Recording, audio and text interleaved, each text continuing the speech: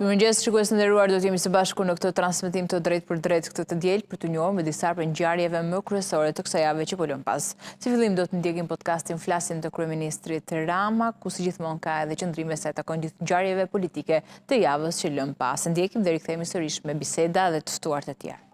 Epizodi i 10 i sezonit 6 të podcastit Flasim, si gjithmonë fillojmë me shënimet e javës.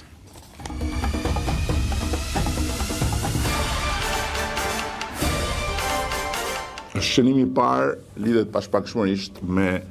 impaktin e luftës së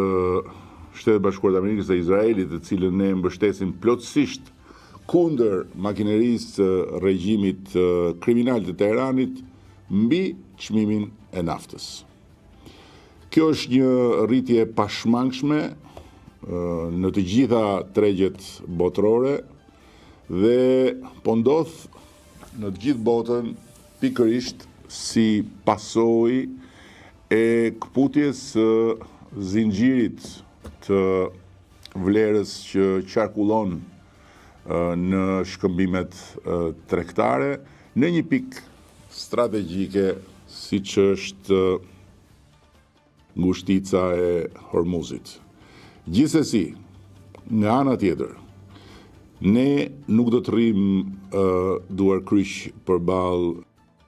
kësaj situate dhe siç e kam deklaruar në fakt kohë më parë, jemi sot edhe për shkak të kushteve të kësaj krize të papritur në momentin kur do të finalizojmë krijimin e një faktori shtetëror me impakt në tregun e brendshëm të naftës, i cili do të luajë rolin e stabilizuesit të tregut, do të ndikojë në rritjen e transparencës së çmimit, si dhe do të garantojë furnizimin në treg duke pasur në mbështetje një kapacitet shumë të rëndësishëm siç është garancia sovrane. Pra, besoj shumë se ky do të jetë një moment kthese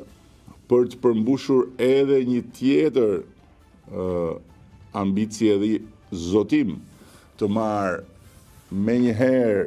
me nisjen e mandatit 4 që nafta që tregtohet në Shqipëri të jetë një produkt në një nivel të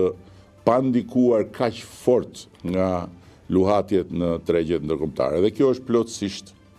e mundur. Paralelisht, Ministria e Ekonomisë ka ngritur një task force të bashkët me Ministrin e Financave duke vënë në veprim administratën tatimore dhe doganore, nga njëra anë me qëllim rritjen e kontrollit në tregun e hidrokarburave dhe parandalimin e çdo rritje abuzive të çmimeve të karburanteve, dhe nga ana tjetër për të studiuar me shpejtësi edhe një ndikim mbi fenomenin abuziv të rritjes së çmimit të ushqimeve. Ky grup operacional do të fokusohet me një plan të detajuar në të gjithë zinxhirin e tregtimit të karburanteve, si në shumicë ashtu edhe në pakicë, ndërsa çmimet do të jenë nën monitorim vazhdueshëm nga institucionet përkatëse.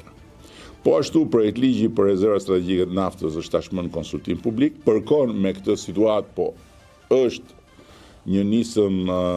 e ndërmarrë kohë përpara krijimit të kësaj situate, parashikon një krijim rezervash që shtrihet nga 1 në 3 muaj të naftës, por e thash dhe më parë, ambicia jonë shkon përtej kësaj dhe besoj se në pak muaj qytetarët do të mund të prekin fillimin e një ndryshimi të shumë pritur në tregun e karburanteve.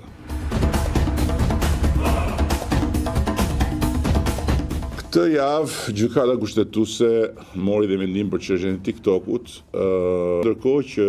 në fakt nuk kishte më çështje, pasi si rezultati bllokimit të TikTokut, disa komparë për arsyet që janë bërë publike dhe sipas kërkesës së 95% të prindërve dhe të mësuesve, ne hym në një dialog konstruktiv me kompaninë dhe kompania mori përsipër dhe filloi implementimin e një sër masash të reja në ofrimin e këtij shërbimi për audiencën shqiptare. Megjithatë, gjykata ka vazhduar në inercinë e vet dhe në fund ka dalë në konkluzionin se qeveria nuk provoi se bllokimi ishte mjeti vetëm efektiv. Tani, vendimet e gjykatave natyrisht janë për të zbatuar, por unë nuk mendoj se vendimet e gjykatave janë në të gjitha rastet edhe për të mos u komentuar. Sepse them se është mirë edhe për trupën e prokurorëve dhe gjykatësve të Shqipërisë që të përballen me opinionin e kritikës gjithmonë konstruktive për të përmirësuar dhe ata punën e tyre, pasi të trajtuarit e tyre si lule mos më prek edhe pasi kanë përfunduar proceset